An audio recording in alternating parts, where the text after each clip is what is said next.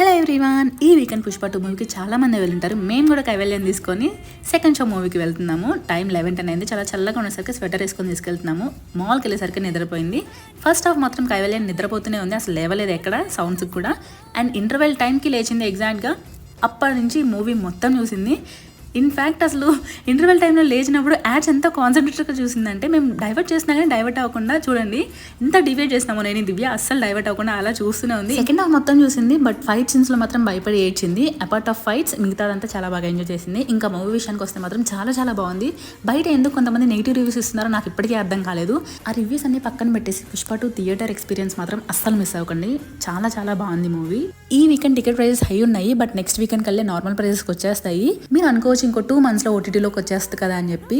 ఓటీటీలో చూస్తే అంత కిక్ రాదండి, థియేటర్లో చూస్తే గూస్ బంప్స్ వస్తాయి మామూలుగా కాదు. నేనైతే పుష్ప 2 థియేటర్ ఎక్స్పీరియన్స్ అసలు మిస్ అవ్వదనే సజెస్ట్ చేస్తాను.